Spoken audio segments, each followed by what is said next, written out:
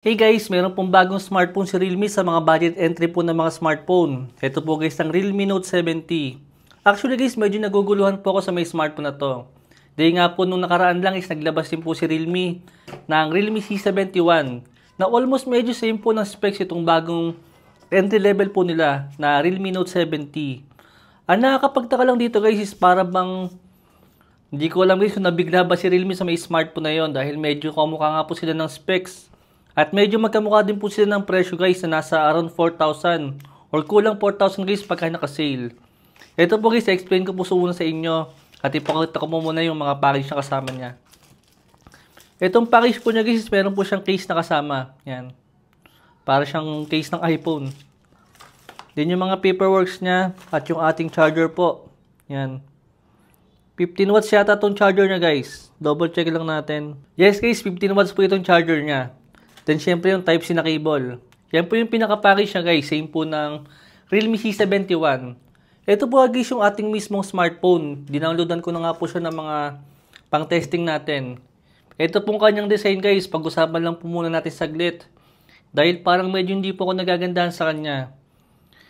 Medyo na-awkward ako sa forma ng camera na to. Para ba siyang clone yung forma niya guys.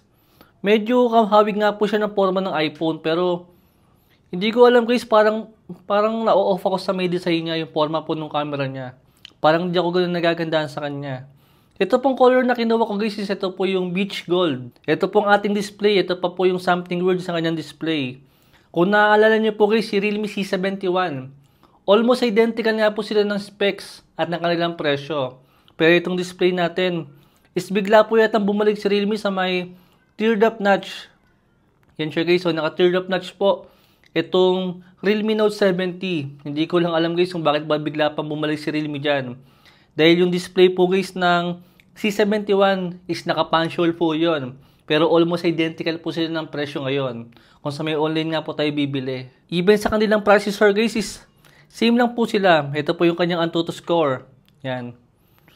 Same lang po sila dyan guys ang performance. Mamaya guys pakita ko po sa inyo.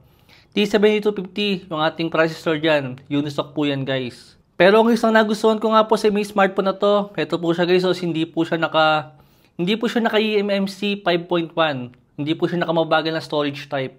Ito pong nandito guys is meron po siyang UFS 2.2 na storage. Kaya medyo mas maganda to. Compare po sa ibang smartphone sa ganitong presyo na medyo meron po mga mababagal na storage.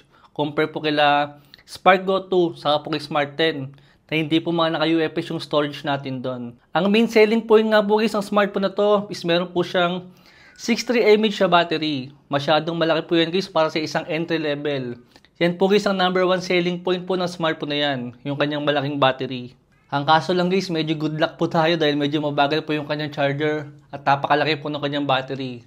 Sigurado guys, baka po abutin ng 2 hours yan pagka po i-full charge natin yung smartphone na yan. Dito po sa may camera natin guys, medyo wag po tayo mag-expect sa kanya dahil hindi nga po ganun kaganda yung kanyang camera.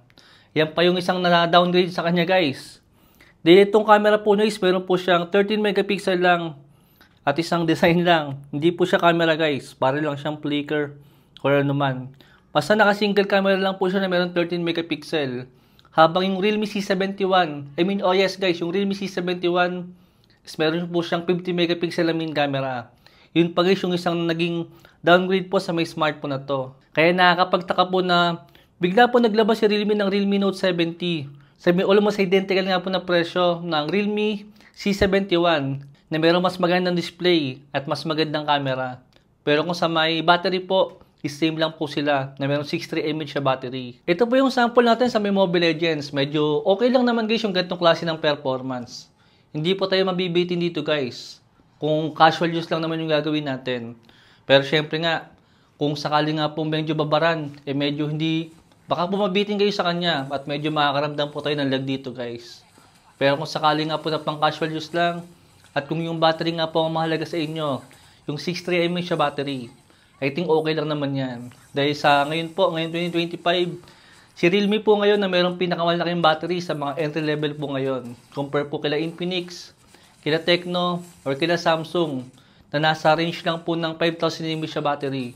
Compare nga po dito kay Realme na napakalaki po ng battery nila ngayon sa may entry level po nila. Pero syempre guys, hindi po perfect yung smartphone na to dahil nga po, medyo mabibitin tayo sa may storage niya dahil naka 64 lang po yung ating storage dito. Sana man lang ginawa na po siyang 128 gig para kahit papano medyo hindi po tayo mabitin. Sa ngayon guys, medyo nahihirapan po ako sa inyong recommend itong si Realme Note 70 dahil yung battery lang naman ang pinaka-hype sa smartphone na to.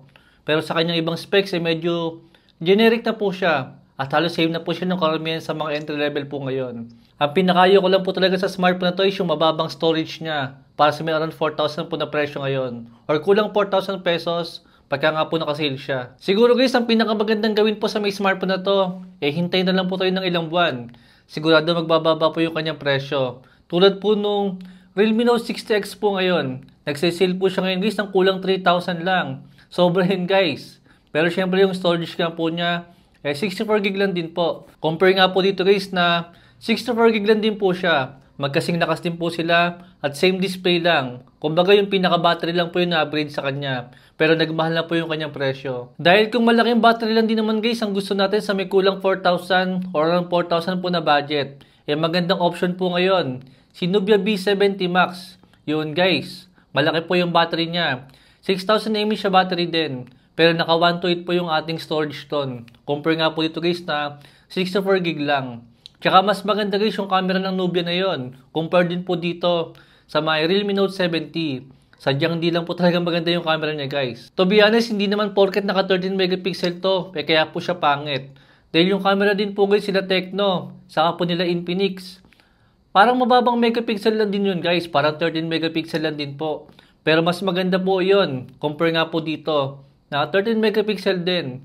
Pero napaka low quality po niya. Pero nasa sa inyo guys kung Realme po talaga ang gusto nyo. Dahil kung Realme lang din naman guys ang gusto nyo, yung C71 na po yung kunin natin.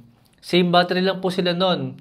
Pero, same battery lang po sila dito. Pero mas maganda po yung kanyang display na merong punch hole. Compare nga po dito guys na naka teared up notch lang. Pero kung sakali po na makikita nyo yung smartphone na to na naka-sale po ng kulang 3,500 lang, I think okay po yun guys para sa akin. Pero kung nasa kulang 4,000 or around 4,000, medyo negative po siya. Kumbaga guys, ganito lang po yan. Yung price pa rin po ang magde-decide para po masabi natin na sulit po yung smartphone na to. Dahil yung last year model nga po na Note 60X, sinabi ko po din guys na hindi siya sulit. Dahil para po sa may 4,000 din. Naka 364 lang po siya. Tapos wala pa po siyang charger sa may box niya. Pero ngayon guys, nagsasale na po siya guys ng 2,600 or 2,700 or kulang 3,000. Yun guys. Sulit na po dun guys ang Note 60X. Pero dito guys, hintayin po muna natin magmura to bago po natin masabi na sulit na po yung smartphone na to. Pero sa ngayon po, na bagong labas lang siya, medyo negative pa po siya guys para sa akin. Yun lang guys, balik na lang po yung video natin. Thanks for watching.